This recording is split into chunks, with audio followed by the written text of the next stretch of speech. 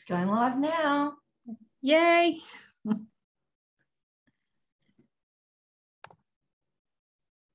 You're always so happy.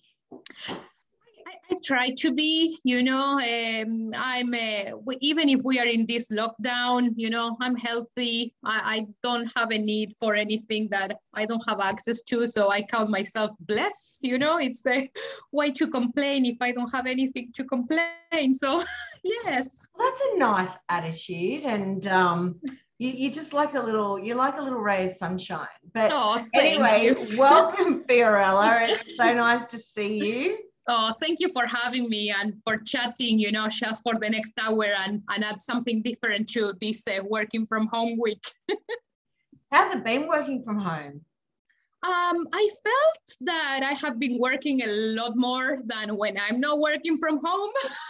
Don't tell me that. And I feel like everybody feels that. Luckily, I have a total separate room where, you know, from this lockdown, I'm like, I turn off my computer and I step aside and I leave my work phone in here. And it's like, tomorrow I can deal with it, you know, but yes, it's, you know, I miss going on the road because this is what I like, you know, working in sales. But yes, you know, we stay at home. We try to take the dog for a walk. That's our exercise a day.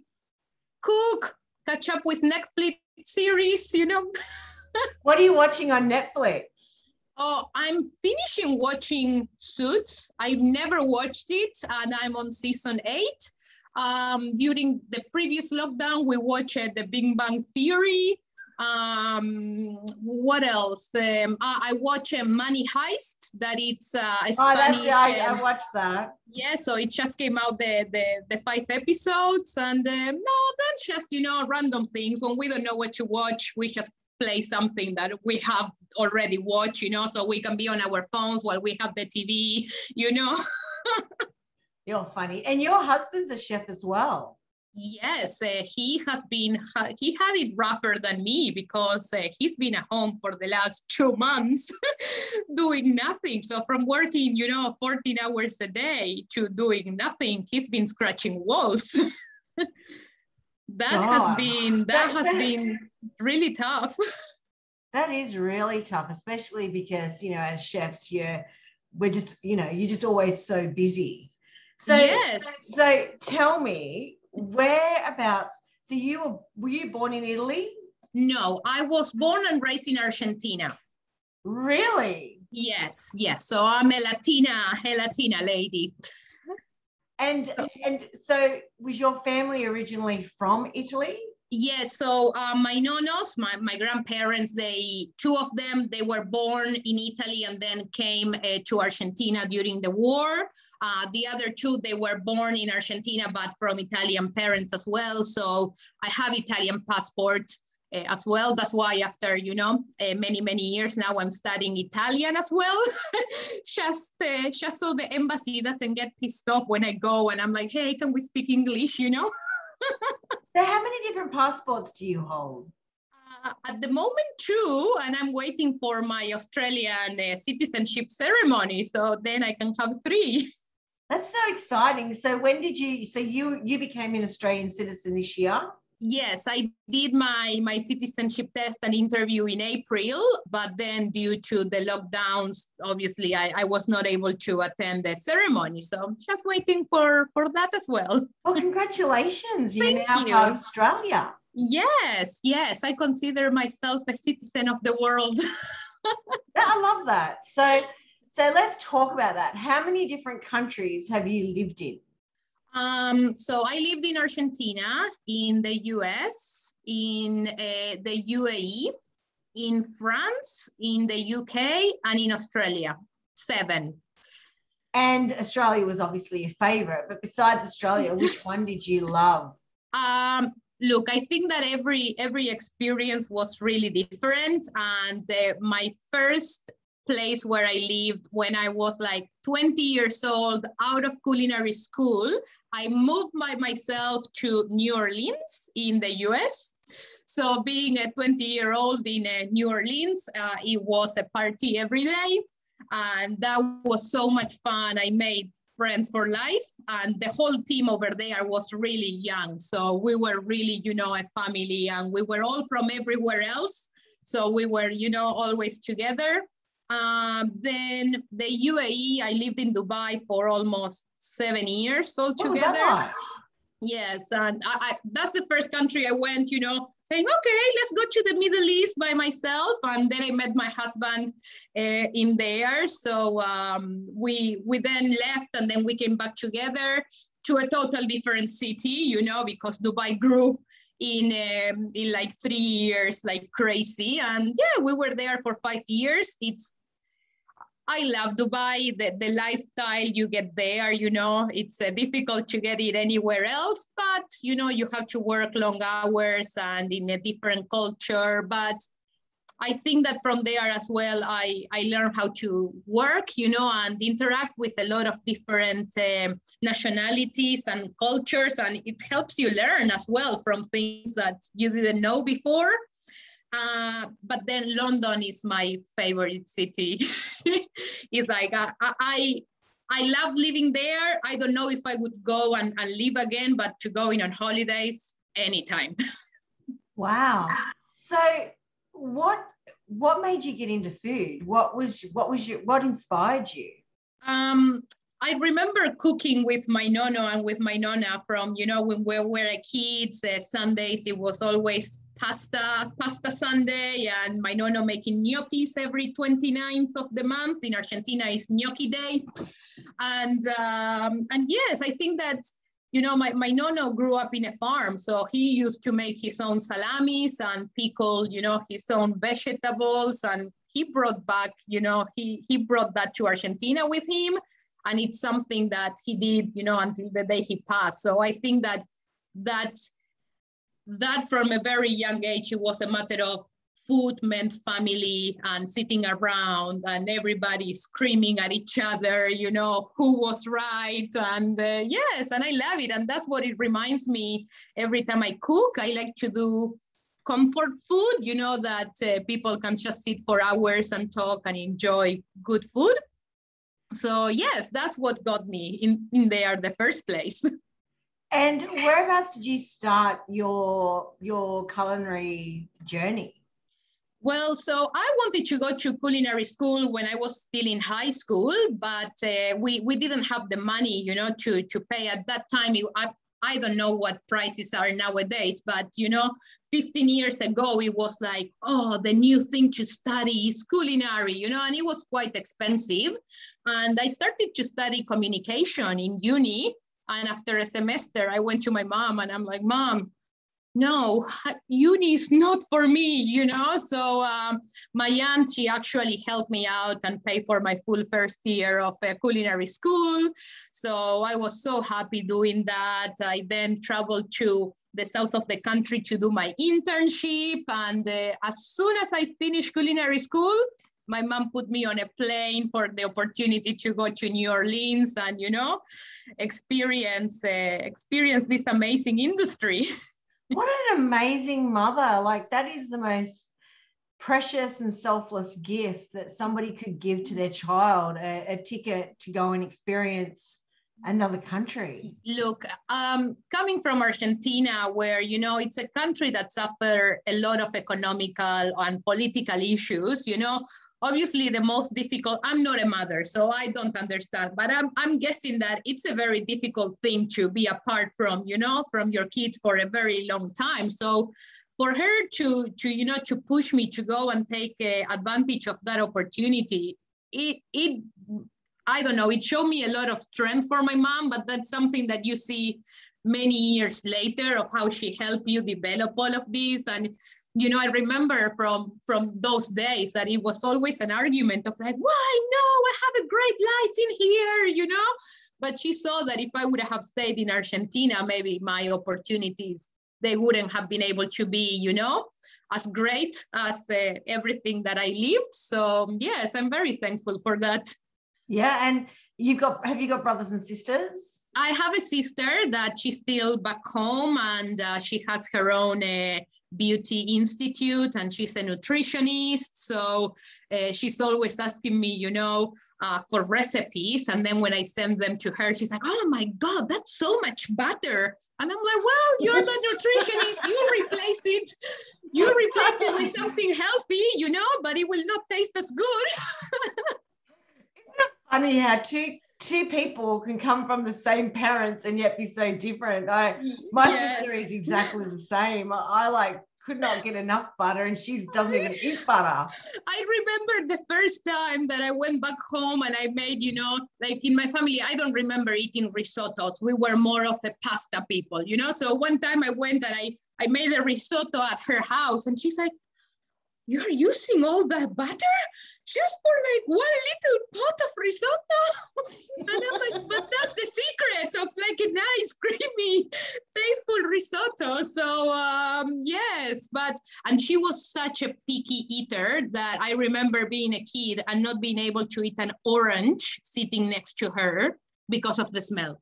It's, yes, like I think she's now funny. So one's gone into beauty and dietitian, and the other one's gone into traveling and food and all the good things life has to offer. Yes. But, everybody, and my mother is like, how do I have two different childs and I raise them the same? And I'm like, well, everybody has their own, individuality. It would be very boring if we are all the same, That is so funny. So what's your fondest memory, your fondest childhood memory that included your culture and your food? Oh, I don't think I just can pinpoint one, like I said before, being, raised in an Italian family, everything, it's always around food and gatherings and family, fighting against each other. But then on the other hand as well, we had our barbecues, our weekend barbecues where everybody comes to your house at like 11 o'clock in the morning, but the meat doesn't go to the grill until 2 o'clock in the afternoon. So in the meantime, you should have like little antipasto, and then that becomes 10 o'clock at night where you are just eating sandwiches out of the leftover meats, So it's just like a full day surrounded by friends and families and always food. So yes. That's really nice. So then how do you manage coming to another country where you don't have that whole family experience? Have you learned to create your own family? Well, I had, but the thing that I take is that having lived in so many different countries, it kind of gave me friends that I have made for life. And while you are in that country, they become your family.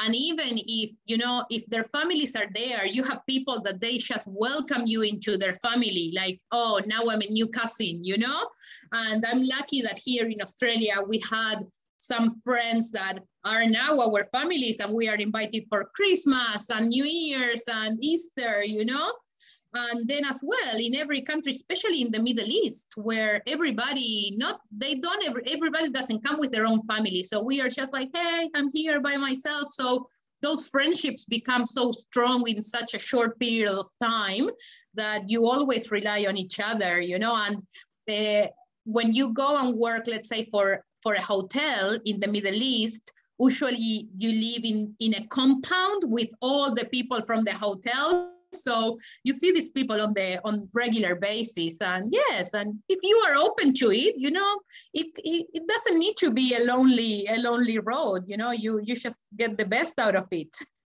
I think that your attitude helps that as well. I mean, you are just such a friendly, bubbly, beautiful person.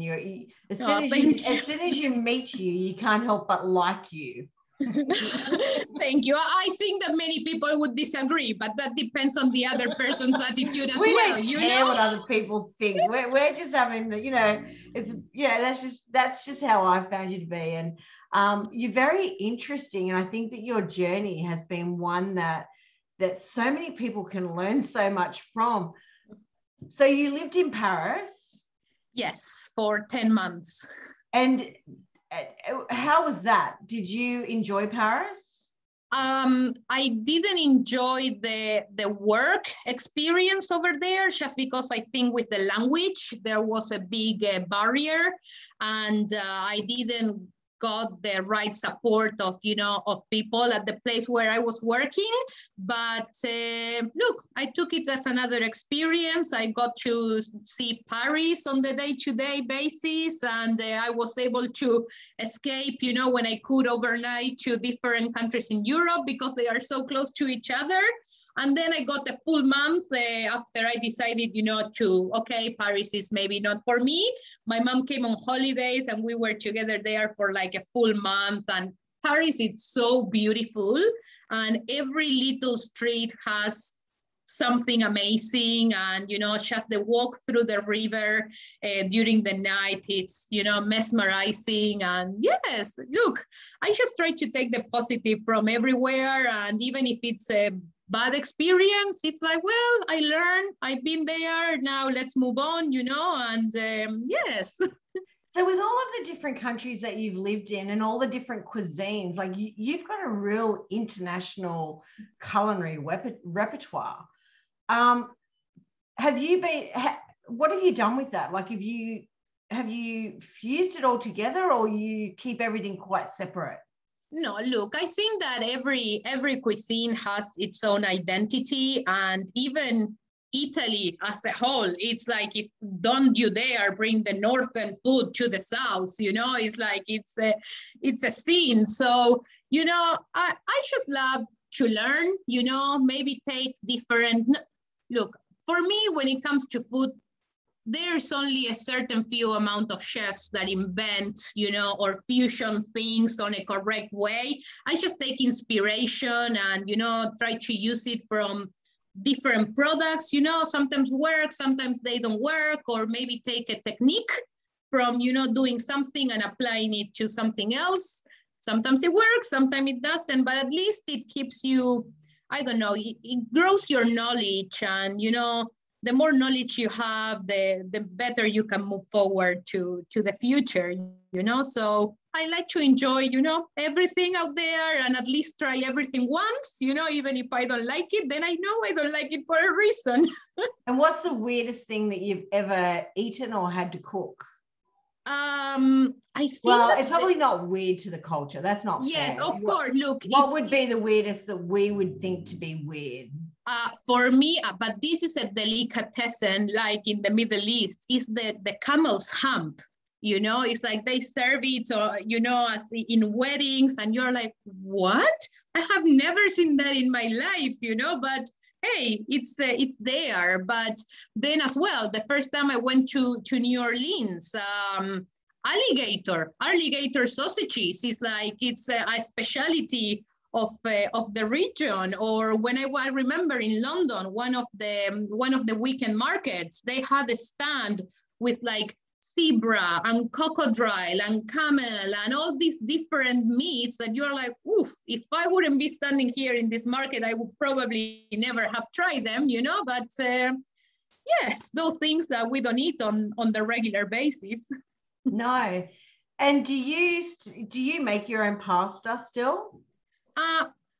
Not every day, I cannot make pasta every day, but I do love to make stuffed pasta. I was actually telling my husband that I've been wanting to make raviolis, salmon raviolis for some time, but then, it takes time. And if I'm not the kind of person that would just make out for like a dinner of 2. I need to make for a family of 50. And then I don't have place, to freeze it and pack it and things like that. So yes, and but see, one of the things when I was in culinary school, to help me get money, just pocket money, I used to make fresh pasta. My mom got me the pasta linda machine, and I used to make spaghetti. I love your mom. I think that your mom, like, she sounds, I can understand now why you are the way you are, obviously. Yes, my mom, look, obviously as a teenage kid, your mom is the worst person in the whole wide world. And then when you grow up, you are like, she did everything, for me and for us to be, good and be, brought up with good values and respect people. So Yes, but then years of therapy, realizing those things. But yes, she got me the pasta machine, and I was making pasta in my living room and drying them on the broom, on the broomsticks, and then selling them frozen to restaurants, and making gnocchis and empanadas. So yes, that's how I paid for my second year of culinary school. Well, I think that that's amazing, and it just shows so much. It just shows how resourceful you are. And tell me, so when you went to New Orleans, yes, what was it about New Orleans other than the partying and the bead throwing? What was the food culture there that you really immersed yourself in? Oh, the food culture of New Orleans is like nothing to do with the rest of the US, because they have their Cajun cuisine inspired from the French. So a lot of, gumbo and jambalaya, and, a lot of spices. So a lot of different restaurants really represented that. I think that one of the most delicious things that I remember eating, and it's nothing that you said, oh, this is New Orleans, but there was this restaurant that they serve like artichoke leaves with beurre blanc sauce and a perfectly cooked scallop on top. So you would just eat it as a canapé. And I remember trying that for the first time and like blowing my mind of like, oh my God, food really tastes good in here. And there was a couple of restaurants that you needed months of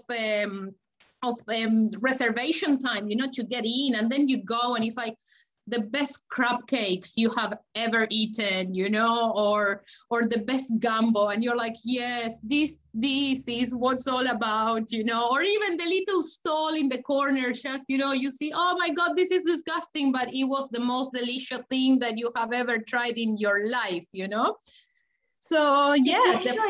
It's actually interesting to me that when you're watching, I mean, probably because of the lockdown at the moment, we're watching a lot more TV, but there are a lot more crab cakes and there are a lot more TV shows with gumbo. And it's not something we see a whole lot of here in Australia. Yeah, well, I think that because it's such, a cultural of that place, and people goes to those places. And, I think that even if it would come here, maybe it doesn't appeal to the Australian culture. You know what I mean? It's like you have, I don't know, Chinese food. Like if you go to China, Chinese food is not how Chinese food is everywhere else in the world. So, or you go to the States and all the pastas in every Italian restaurant is just flooded with cream. And that's like, well, that's not really how the Italians eat their pasta, So I think that it depends on what each country wants to accept, And if there's no volumes of making a specific food, then it's not worth the money for whoever is bringing, those products. Because my interpretation of Italian food has always been just letting the food do the work. Yes, for me, Italian food, it's simple, from, the Italians, a lot of Italians, they grew up with eating what they were able to grow or breed themselves. So they didn't have a lot of other ingredients. So then they just made the best of whatever they had at their disposal. So it's making those flavors shine. I'm not a person that likes to mix 25 ingredients in one thing, because then you cannot taste, everything, except that very few dishes, then everything complements each other. But I prefer to eat more simple, and then every ingredient, can shine on its own as well. Yeah. I think the only one that I love where you are using a lot of ingredients is the paella. Oh, paella is so good. I had it for my birthday. Luckily, we were not on lockdown this year. I went to a place in Moss Vale, a Spanish restaurant. And oh my God, I don't even remember eating a paella that good, even in Barcelona. Really? Oh my God, it was delicious. What was the name of the restaurant? Oh, now you got me on the spot. Wait, I'm going to look on it No, on my you just put it into Instagram. the comments later, because I'm telling you, as soon as we get out of this lockdown, I'm having everyone at my house and we are having a paella. That is going to be how we all come back together. It's just something Adam Moore actually does the best paella that I've ever had ever. Oh, okay. So I'm calling over and try. I'm calling on Chef Adam to. I better be invited to the next one. 100%, 110%. And I reckon that Sam Burke and you could cook up an amazing Argentinian barbecue we were at Sam Burke's backyard last year, and unfortunately we filmed an amazing afternoon with Adam and Sam and Julie, you know, and Mimo was there, and then the footage was corrupted and we could never, you know, put all the filming together. Really? It was such a sad thing, but everybody was putting, you know, having an input on the industry, and Sam made some briskets and some steak on his massive barbecue. You know, his family was so nice that they opened their house for us. His wife did a dessert. I think they are Syrian, and she made a Syrian dessert that, oh my God, I don't know how she's not the chef of the family, you know? Well, she was. I mean, they're amazing. I mean, his daughters are amazing as well. Such a lovely family, you know, and we had a great time. And I feel so sad when we were not able to deliver that amazing video we did, well, you know, just means you've got to go Sandhurst. back and do it again. It doesn't matter. You just go back and relive the moment again. It's like just a meant to be thing, right? 100%. Andrew Ballard was there as well, you know, so he came to support his mom. God, I'm feeling so left out. They're like all of my BFFs and I wasn't even invited. Oh, I think that this was even pre-COVID, like COVID what, and you know, but it's still something that I remember, you know, with fond memories. It was a great day. No, it sounds like it was amazing. And as I said, it just gives you another reason to have to go and do it again. Yes. So talk to me about being when did you arrive in Australia? How long have you been living in Australia for? So this second time that I've been in Australia, it's been already 4.5 years. And yes, I tried a couple of other things, you know, not as a chef anymore. I stopped being a professional chef 10 years ago. My second time I was in Dubai. I moved to sales while I was there. And yes, and then here for the last 4 years, 2.5 years, I've been at Sandhurst, and I love it. I love working, you know, with an Italian family that, you know, it's as well a passion for food, a passion for family. So yes, I honestly can say that I don't think that they could find a better match.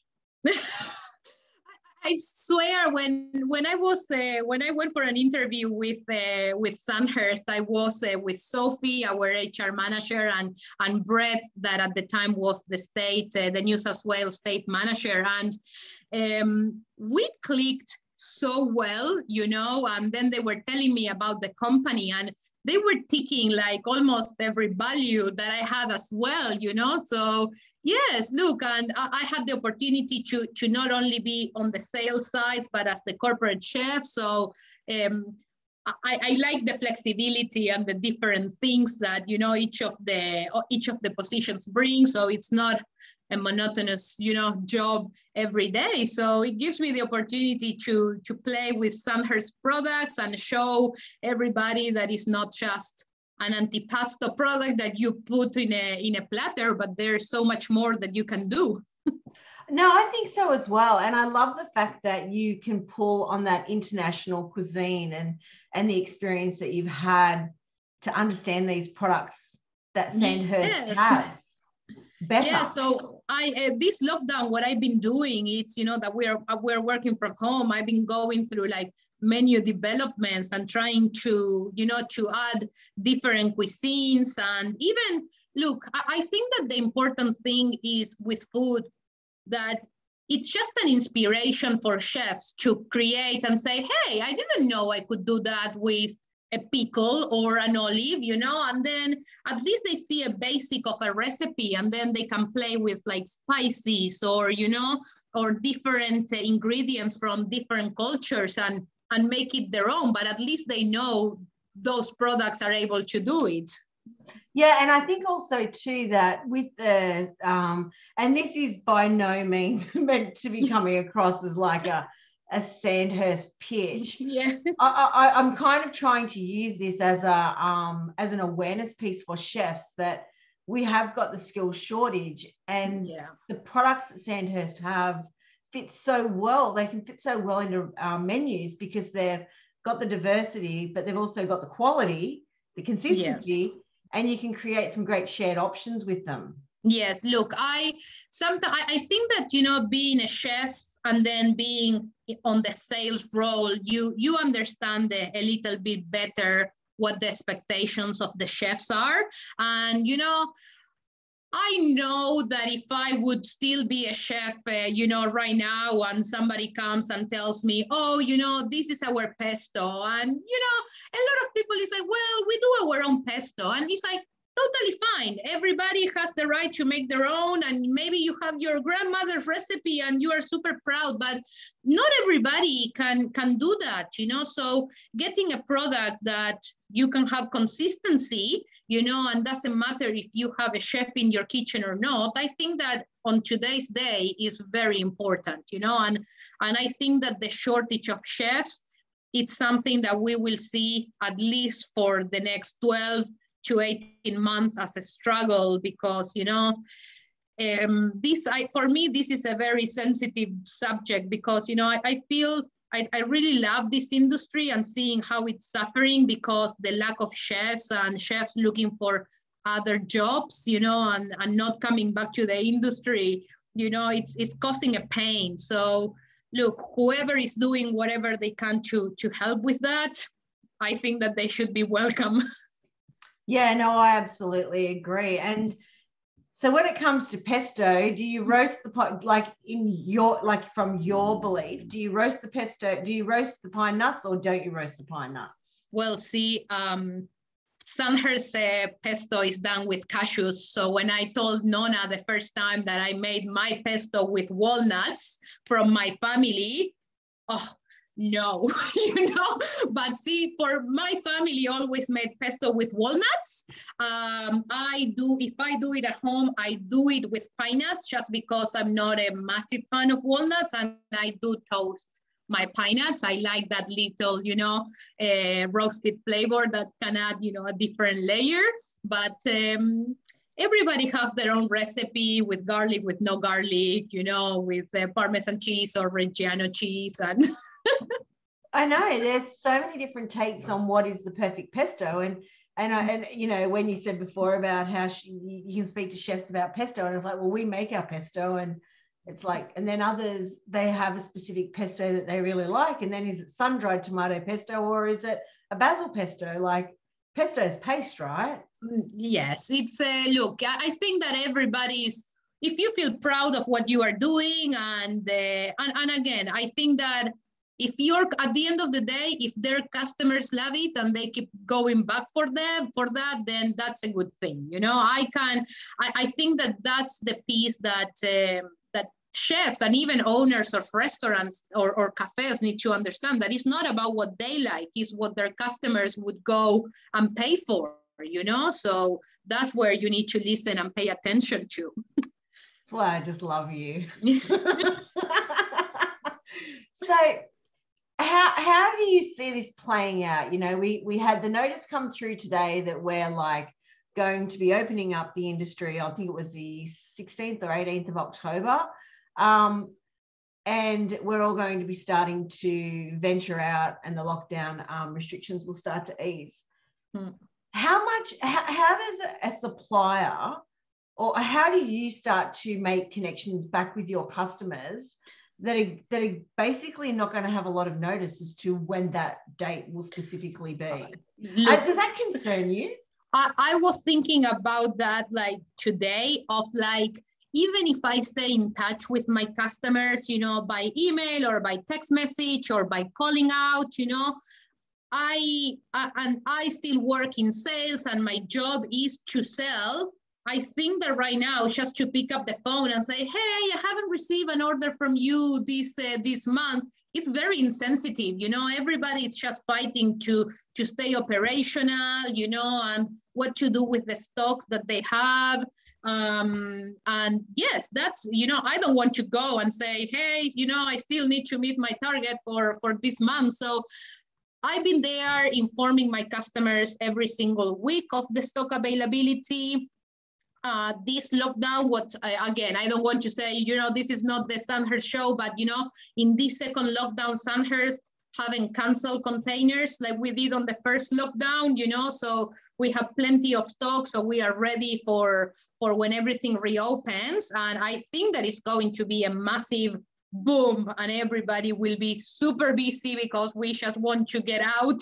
You know, I'm dying to go and sit in a restaurant and order a meal that is being cooked for me. So I think we're going to be busy. So we are ready, you know, from our side, we are ready. And it's just that maybe then, you know, distributors will be from the point of like, we'll start ordering slowly because we don't know what can happen, you know, like, and it happened last time that then when it was maybe around November of last year, that is like, oh yes, we're living without COVID, and then they close everything again for like Christmas. So how many restaurants lost money and you know, and oysters and lobsters and all the Christmassy things, you know, went to waste. So we're lucky we have, you know, dry goods and, you know, they have long shelf life.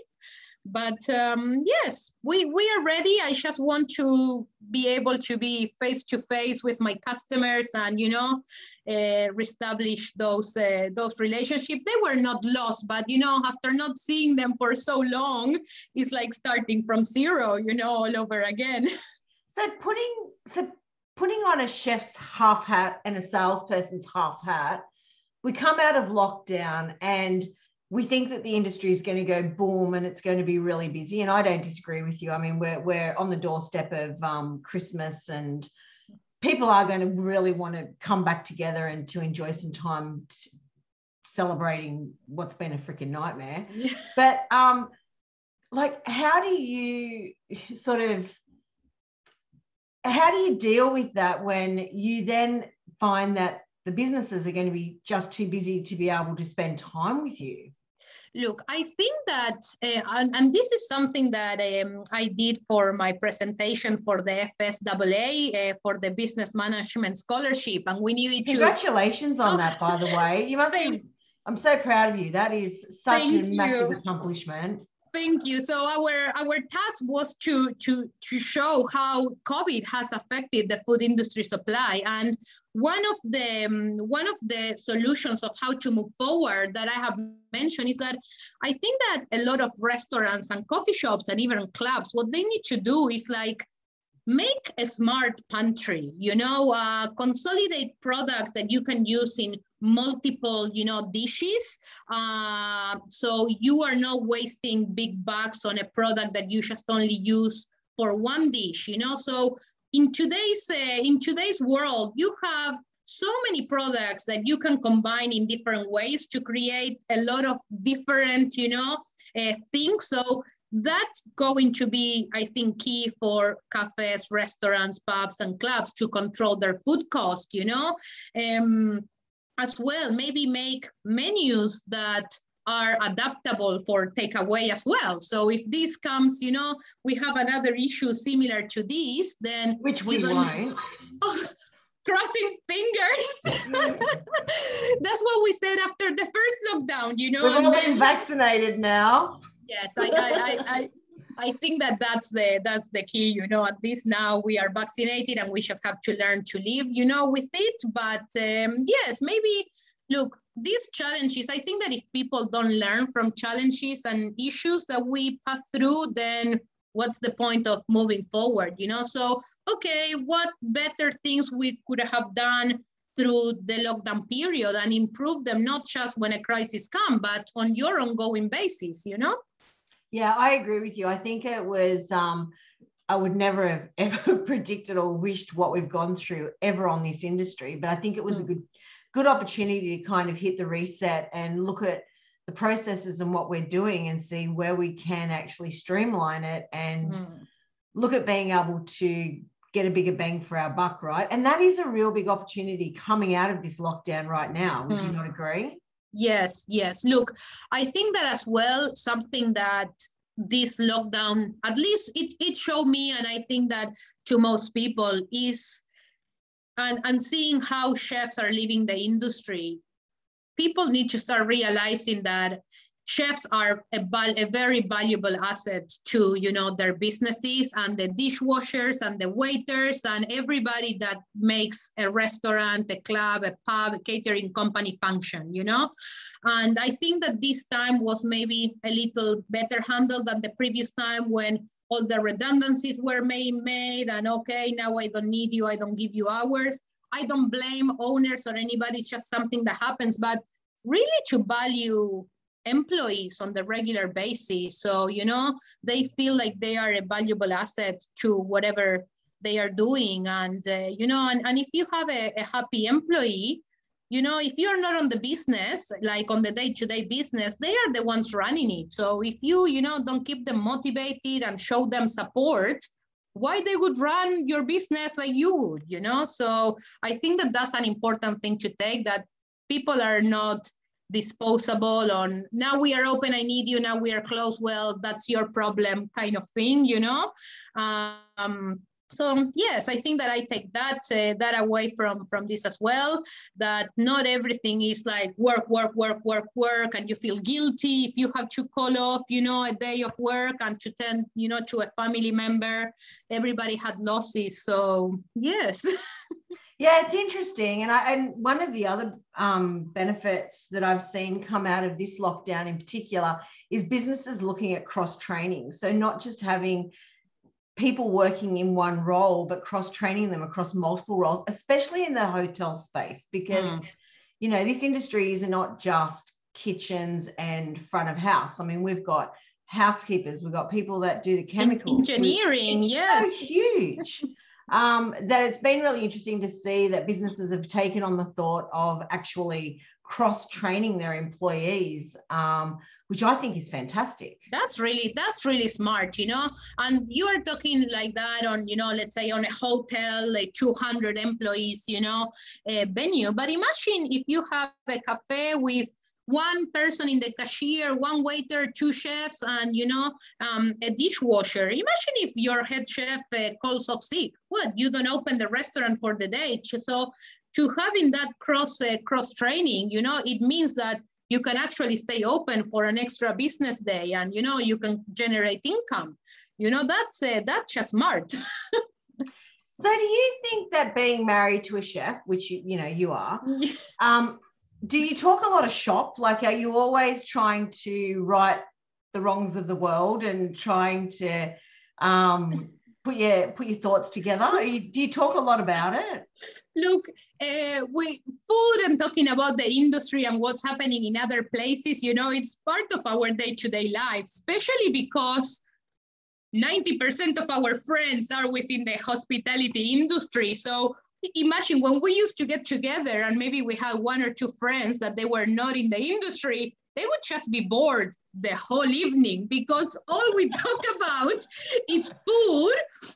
Or then as well, if we have friends that they are not within the chefing, you know, industry, and we go for dinner or lunch and you start, oh, look at this. Oh, they took this long. Oh, what are they doing? What is the waiter doing? And then they are like, can we just have a lunch in peace, enjoying, you know, the whole experience? It's like sometimes we cannot help it, you know. It's and look, we have a lot of friends all around the world. So for everybody, these last 18 months for different countries have been different struggles. So, you know, you keep in contact and it's like, well, here, yeah, we are in lockdown, but luckily, you know, the government is, you know, supporting and everything. But in other places, it's like they have no work and they had to go and do total other things out of the, you know, of the regular chefing. So Yes, it's just the constant communication.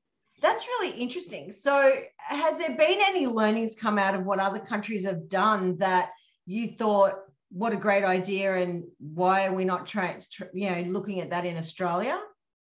From everybody that I have spoken, I think that Australia was the one that handled this the best. I understand that many people are angry and upset at the lockdown, but I do agree that if those restrictions were not put in, we would have seen the cases in the thousands and thousands every day, from day one.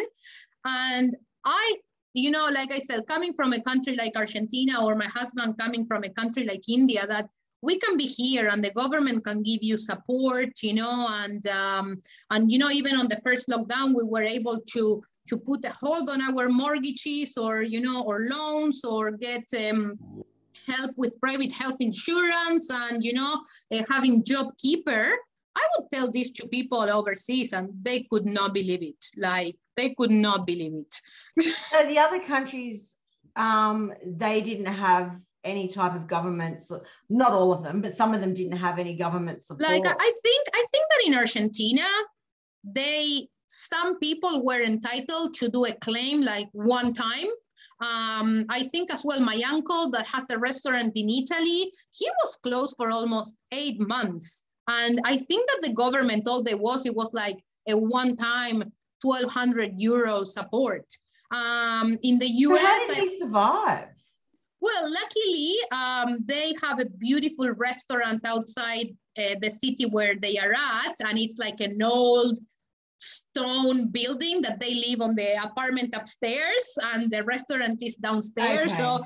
So they specialize on Argentinian meat. So they have a full fridge of meat. So they were able not to pay rent for the apartment, and they had all the food from the restaurant. So yes. But they needed to start touching savings, like a lot of people had to do. Now, thanks God, they are, in the middle of summer, so super busy. But he said, now this is just covering for, the last 12 months. Have you ever thought about opening up your own restaurant? I fight about this with my husband on daily basis. It's his dream to open, a cafe. Would it be Argentinian comes to India, or would it be, what would it be? No, look, I think that at the end of the day, like I said before, it has to be depending on the area that you would open it, whatever the clientele there, would like to have, maybe, a couple of nice things. But see, for him, he's so passionate about food that he's like, oh, we can make, our cafe the best than anybody else. And I'm like, we just know about food and cooking. Running a business is a total different thing, So it's not just about cooking and providing good food. It's the knowledge on a business and the smart planning that I'm like, let's not for the moment, Let's just keep doing, what we're doing. And yes. You obviously love your job though, which I think is fabulous. Look, I'm a passionate person that if I don't feel that I wake up for something I love every morning, what's the point of even, waking up? I have resigned from jobs just because I'm not feeling it, like it's just a struggle to get out of bed every morning, and I'm going to resign because this is taking me nowhere, it's making me upset. So if I wake up and I look forward to the day and what challenge it will bring me, it's what else can I ask? I have to say, when it comes to a business like Sandhurst and you have Mimo, it's a very passionate business.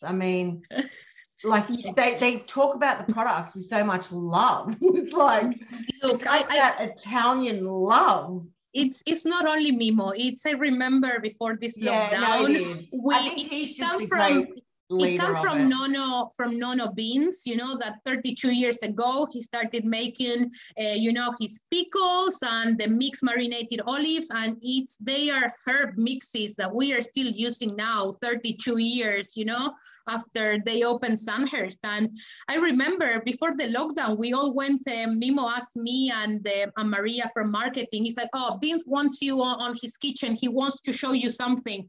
And he literally cooked some peppers, and he wanted to develop this product for the mass production in 2 kilos jars. And he, an 80-something-year-old man that still goes and cook and start thinking how he can develop this for a 6 times 2 kilos carton of things. It's amazing, when he should be thinking about retiring. No, they still think of what new product it can be developed, So where have you drawn your greatest inspiration from during your career? I think I draw my inspiration from wanting to learn new things every day. During the first lockdown last year, I did a TAFE course online for leadership and management. I did another course from Yale University on the science of happiness. Now I'm studying Italian. Now I'm looking forward to go to Melbourne to do the business management course and to listening to people and learn every day. And it doesn't only fulfill me, professionally, but personally as well. So yes, that's where I draw, being better every day. So why are you learning Italian when your family heritage is Italian? Well, this is something that, I remember my nonno trying to teach me Italian, and then you are a stubborn child, and it's like, oh, I will never need, this, and then you grow up, and you are like, oh, that's something maybe I should have learned, and I'm just learning for personal gain and be able to develop another language and another skill. And maybe when I go to Italy in the next 2 years, I can, have a conversation in Italian.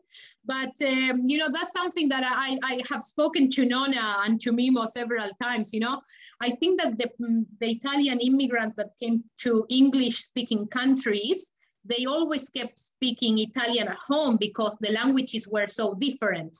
But the ones that they moved, let's say, to Argentina, where Spanish and Italian are very similar, not even my mom speaks Italian, So it's not that they grew up speaking Italian in their house. So it's something, I've been wanting to do for many, many years. And it was something that was supposed to be face-to-face, but due to the lockdown, then, we're doing it through Zoom.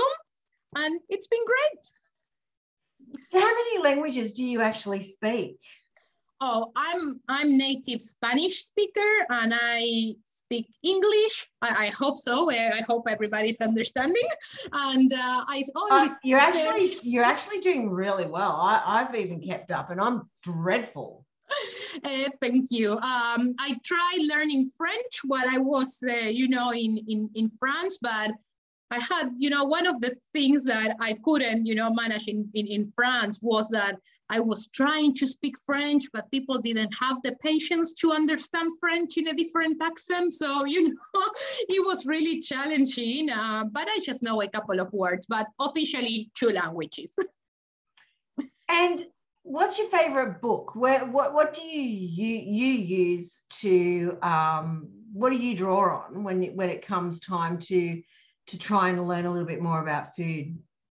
Oh, okay. I thought that you were just asking me about books in general, but about food.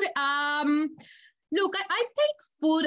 One of my favorite books that I still have, it was what's the name? I'm trying to Flavors. Londa. Well, one of them is the Flavor Bible. It's like our to-go book because it's just a dictionary of food flavor combinations. But another book that I really enjoy was Ronda Locatelli, from the Italian chef, that is not just about recipes, but about the story of Italian food, and things like that. So that's a book that I enjoyed. Another one of my husband's favorites from long ago is Under Pressure, about all the sous vide cooking, you know, and how it's still, you know, it's a great technique, you know. So yes, those two, I think those 2 and 3 are our to-go books. And what were your other books? What were the other books that you were? I'm a massive Harry Potter fan. I have my whole collection over there, and I have read them probably 1,000 times each. That's pretty cool. Did you go to the Harry Potter town in the UK? No, I did go to platform 9 3/4 in King's Cross and took my picture. I did go to Orlando to the Wizarding World of Harry Potter, and I tears just, you know, drop. But look, I think that even now as an adult, I really enjoy those books. They are, you know, about a fantasy world and, you know, how to overcome, you know, challenges and issues. So yes, I still enjoy them. So what do you do for hobbies? What's your favorite? What do you do? What's your favorite hobbies?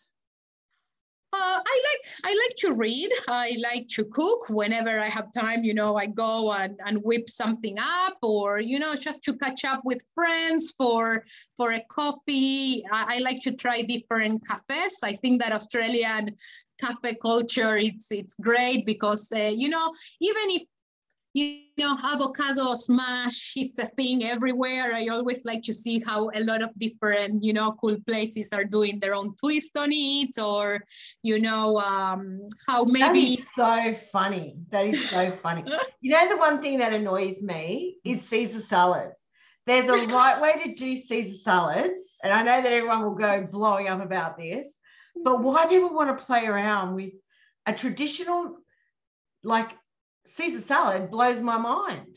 Yes, you know, that's for me, Caesar salad, it's something that I'm always hesitant to order anywhere because it's so easy to screw up a Caesar salad. And then you are so disappointed on what you have chosen, you know, to have lunch. So I always prefer to stay, you know, on things that, okay, what, it cannot be messed up, but then, you know, you order a poached egg and it's not runny, so, you know, then you get disappointed there as well. But it's funny how we, you know, the things that we've always put a lot of emphasis on, like the Caesar salad, bacon is the thing that always gets me, is that just cook it fresh, like have bacon in a Caesar salad. You know what I mean? Sometimes things are so, you know, such a small detail can make a big difference. Like, how much do you cook the bacon? What if you like it super crispy and crunchy, and I don't like it super crispy and crunchy? You know what I mean? It's so how a poached egg, for me, it should be runny and you break it and it runs. And for people, a runny egg is disgusting, you know? So sometimes for chefs or for, you know, to make menus, it's so difficult, you know, and you can never, but I think that what we need to understand is that you can never please 100% of the people, you know? So if you have a negative comment, maybe understand where the comment, you know, came from. Maybe it was a mistake done from the kitchen or from the business, or maybe it's just on the person's taste, you know? Yeah, it's very, very true. And so what are you looking forward to most about coming out of the lockdown?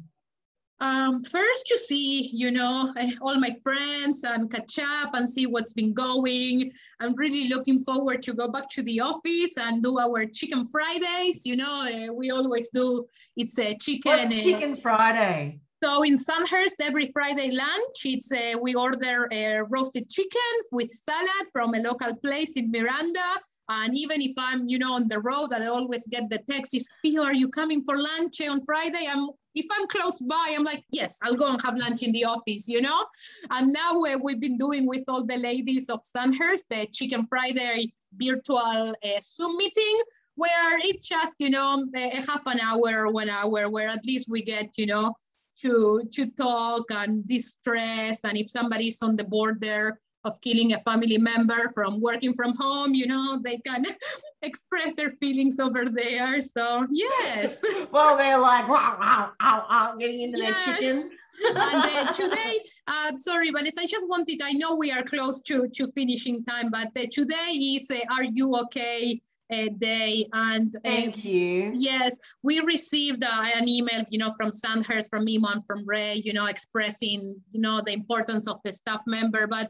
And I replied to an email that I think it's an important message, that we don't need to feel shame if we, you know, if we feel depressed or we have mental health. It's actually make us strong to go and ask for help.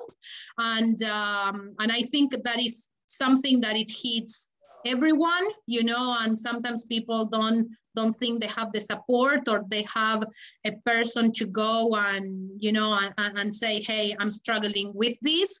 So I think it's important for everybody to always keep an eye, you know, just a minute to look around and see if they can see any difference on people's, you know, personalities or daily routines, that they might be able to step in on the right moment, you know. So I think that's important. That's really wonderful of you to bring that up. It's been on my mind all day, and I have to say I feel a bit bad now that I didn't mention it. But it was interesting. Catherine Newton, the CEO of Are You Okay, actually sent me an email today, which was just beautiful, wanting to just check in on the industry and to pass on her Are You Okay, and her message to let everybody know that she is thinking of our industry at the moment. So I thought that was really sweet. Like, yes, mental health. Are You Okay Day. They're so busy, and yet here she is taking the time to reach out and to please get me to let everybody know that she's thinking of us all. So yes, that was really wonderful. But you're absolutely right. I think one of the beauty of having these conversations is that routine, and being able to give people a purpose to get out of bed and to network and engage a little bit and have a bit of conversation. And it is a conversation, and to just say, are you really okay? And to be able to say you're not. You know, for me, it's important, you know, I have suffered depression, you know, before, and I got the help that I needed. And, you know, that's why I try to look on the positive side, you know, of everything. And mental health is an illness like every other illness, and you need help, you know, and I just, you know, want everybody to know that for sure they have somebody that is there ready, you know, just by opening your ears and listening without judgment, you know, is super important. And to check, you know, on your friends, family, colleagues, even if you see somebody walking on the street that might be struggling, you know, maybe you can save, you know, the person just by asking, are you okay? Yeah. Thank you. No, I don't think there's really much more to say after, you know, Are You Okay? And yes, I've really enjoyed today, Fiorella, and I'm really grateful for you taking the time to have a chat. And I just find you intriguing. I find you uplifting. I've really enjoyed every minute of it. So thank you. Oh, no, thank you for having me. And I think that what you are doing, you know, at least every day at 3 p.m., you are keeping the industry engaged when everybody's locked at home. So like I said, for me, this is a different thing to do on a, you know, the same day, every day. So I appreciate, you know, for you to invite me over and to be able to share my story. There's been plenty of people online saying hello and reaching out. You've got a bit of a fan base happening there. So maybe a little bit later on, you might want to check in and just I'll check, and I'll put the name of the restaurant in Moss Vale for Paella. Yes, please. That sounds amazing. Yes. Thank you, and you take care. Much love to you and your husband, and to the Sandhurst family as well. Thank you. I will pass on the message, and hopefully we can catch up face-to-face soon. Absolutely. Bye. Thank you, Vanessa. Have a great everybody. afternoon. Bye.